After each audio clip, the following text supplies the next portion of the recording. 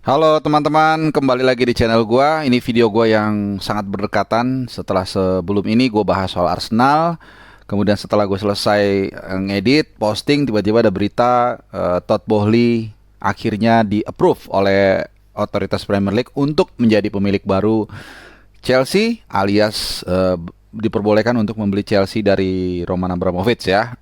Nah, akhirnya sebenarnya gue udah mau tidur, tapi kalau ini topik yang sangat hangat dan naluri jurnalisme gue keluar, akhirnya gue bikin video ini. Jadi supaya lu tidak ketinggalan informasi, dan juga tentunya gue akan kasih detail terkait dengan akuisisi ini, kemudian apa standing point gue, dan juga seperti apa nanti kira-kira Chelsea di bawah Todd Boehly.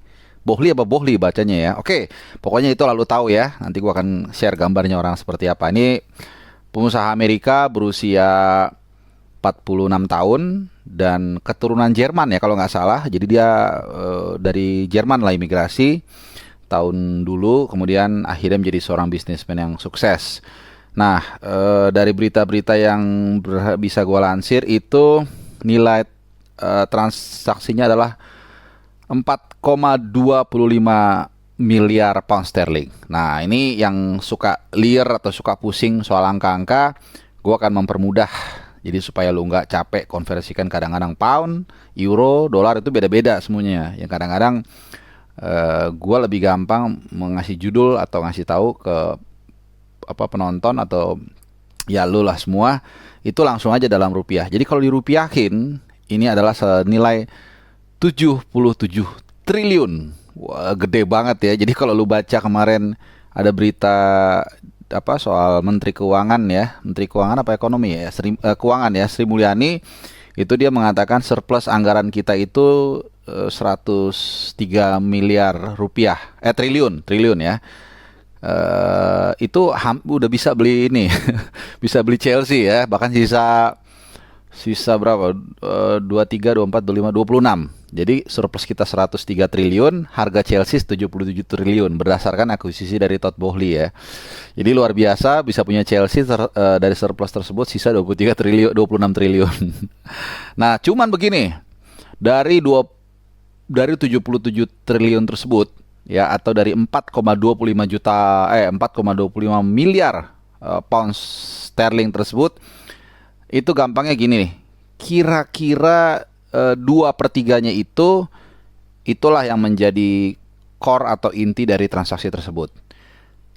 Sisanya sekitar sepertiganya itu untuk investasi, untuk membangun stadion Stamford Bridge ya. Jadi kalau lu yang pernah ke Stamford Bridge, ini stadion memang paling jadul. Nah, bahasanya gue gampangin aja ya, paling jadul, kapasitasnya juga kecil, salah satu yang paling kecil di antara tim-tim besar di Premier League.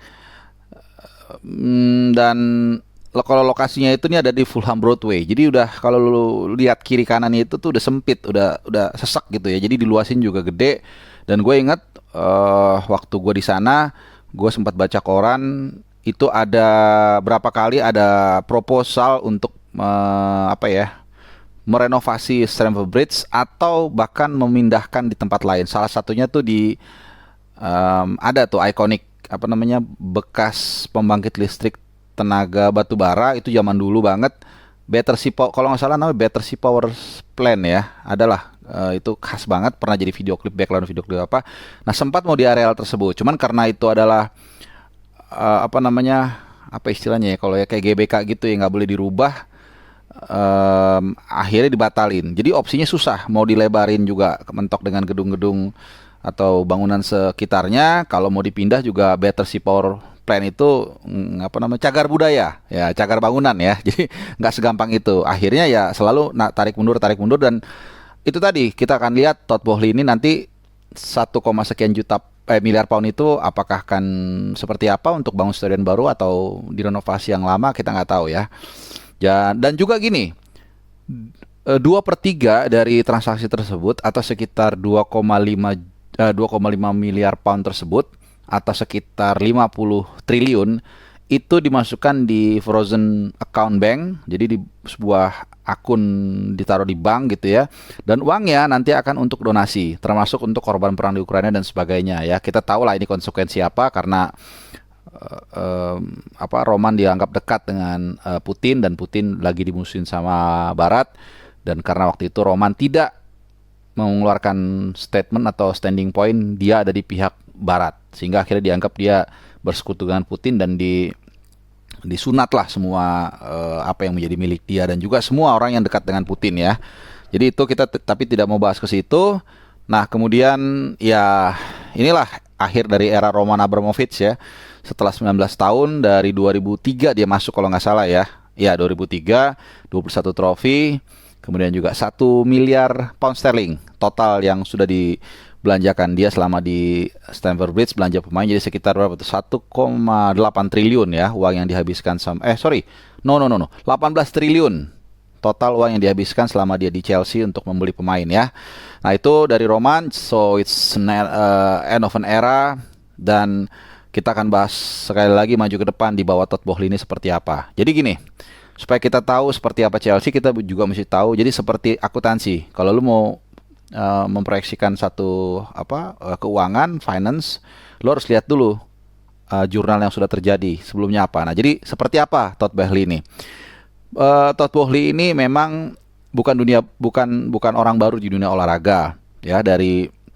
Di Los Angeles Dodgers ini adalah klub baseball ya. Ini juga punya dia. Ada sahamnya lah. Berapa persen gue lupa. Kalau nggak salah 20-30. Kemudian Los Angeles Sparks. Ini WNBA. Jadi NBA-nya perempuan. Jadi kayak kalau laki-laki kan di NBA kan LA Lakers. Kalau perempuannya LA Sparks. Dia juga ada di situ sahamnya. Jadi memang bukan hal baru ya soal memiliki klub olahraga. Nah, menariknya berapa tahun lalu, 2018 atau 2019, Todd Boehly ini sebenarnya udah naksir Chelsea. Ya, dia udah mau coba beli Chelsea itu di angka 3 juta, sekitar 3 juta pounds lah kalau nggak salah ya. Sekitar 3 juta pounds, ya betul. Jadi kira-kira 2/3 dari yang sekarang harganya. Nah, tapi nggak dijual sama Roman. Nah, Roman kan nggak butuh duit. Dan akhirnya sekarang dia harus keluar 4,25 miliar pound. Jadi nilainya intinya naik 50% lah dari yang dia coba akuisisi 3 tahun lalu kurang lebih. Nah, sekarang kan pertanyaannya seperti apa Chelsea ya ditangani dia. Kalau kita lihat pemilik ownership di Premier League khususnya dan juga secara umum di Eropa, sebenarnya gue membagi 2 sampai 3 karakter. Jadi pemilik dari Amerika Serikat ini sangat linier, sangat kelihatan warnanya, dan pemilik non Amerika. Ya, terutama dari Timur Tengah atau dari Rusia. Perbedaan yang paling mendasar adalah yang paling khas dari Amerika adalah mereka sangat kuat dalam keuangan. Mereka sangat concern dalam keuangan. Sangat rapih, karena memang ciri khas dari Amerika ya, negara kapitalis, sehingga memang hitung-hitungan mereka jelas seperti pedagang ya, lu naruh berapa untung berapa. Itu juga kan yang terjadi di MU ya, Glazer ya. Lu lihat gimana MU selalu masuk dalam jajaran 3 klub besar dunia ya dalam hal kekayaan, karena ya itu tadi banyak faktor keuangan yang dibenahi. Cuman gini, sama juga di Liverpool. John W. Henry juga sama. Ini karakternya karakter kapitalis. Cuman gue tidak mau berdebat dikotomi bagus atau jelek. Itu selalu ada sisi bagus, ada sisi jelek. Tantangannya adalah ketika tidak ada keseimbangan, maka ini bisa hancur. Tapi kalau ada keseimbangan, artinya keseimbangan ini lu punya pemilik yang memang concern dengan cash flow, dengan keuangan.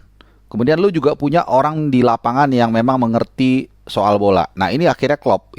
Itulah yang terjadi di Liverpool, Klopp dengan John W. Henry. Ada orang yang dedicated, komitmen dengan sepak bola, dengan olahraga, sangat cinta luar biasa. Bahkan kalau lu ingat saat perpanjangan kontrak, Klopp meminta asistennya dinaikin gajinya. Dan sukses. Lu lihat sekarang Liverpool seperti apa. MU, jangan lupa waktu itu mereka punya Sir Alex Ferguson. sehingga balance ya antara ya keuangan dan juga prestasi. Nah, sekarang Chelsea ini kalau kita lihat jadi gini, Todd Boehly ini pernah dikritik ketika dia di Dodgers karena dia punya skema pembayaran gaji pemain ini cukup tinggi. Jadi sebenarnya dia baik untuk pemain. Ya, gue nggak tahu strategi seperti apa ya.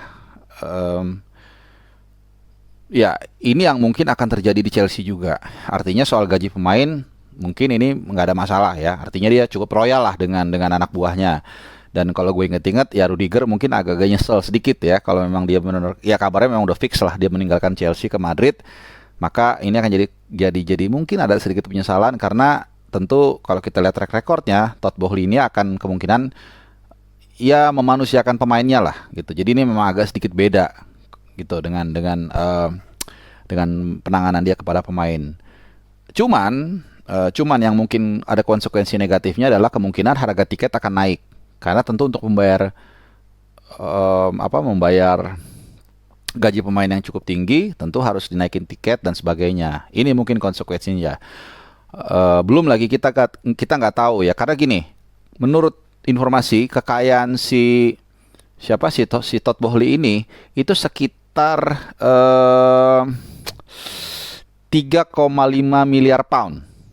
Ya, 3,5 miliar pound. Sementara harga beli Chelsea 4,25 miliar pound. Artinya nggak mungkin lu punya uang 100 juta, lu beli rumah 150 juta. Oke, lu punya duit 100 juta, lu beli 150 juta. Nggak mungkin kalau hanya cash, ya kan? Oke, lu langsung mikir pasti yang ngutang, betul. Atau konsorsium, ya. Makanya ada dua kemungkinannya nih. Kalau konsorsium slightly better. Kenapa? Karena ya lu nggak perlu bayar bunga, tinggal lu bayar aja dividen saham. Jadi kalau misalnya untung ya lu kasih ke pemilik-pemilik tersebut, konsorsium tersebut. Kalau enggak ya enggak. Tapi kalau lu pinjem kayak Glazer, maka lu harus berpikir bagaimana cara mengembalikan uang plus bunganya. Nah ini gua nggak tahu, jujur gue belum nggak tahu detail apakah uang ini yang jelas nggak mungkin sepenuhnya dari si Todd Boehly. Apakah memang murni dari internal dia dan grupnya atau dari pinjaman? Nah kalau dari yang kedua ini yang bahaya. Mungkin ya mungkin aja Chelsea tetap berprestasi tapi mungkin harga tiket akan naik cukup tinggi ya. Ini yang mungkin akan menjadi konsekuensinya. Nah terus berikutnya juga gini, secara track record nggak ada masalah ya, nggak ada masalah. Dodgers juga dibikin cukup bagus, Los Angeles Sparks juga, dan kombinasi antara dia dengan Tuchel ini menurut gue juga sangat oke. Ya Tuchel kita tahu lah gimana komitmen dia, kemudian juga kecerdasan dia. Ya kita tahu bagaimana satu tahun nggak sampai 1,5 tahun dia masuk ke 5 final ya, walaupun gagal beberapa. Dia menang Liga Champions, kemudian Piala Dunia antar klub, dan kalau nggak salah Super Eropa ya, 2 atau 3 gelar lah dia dapat.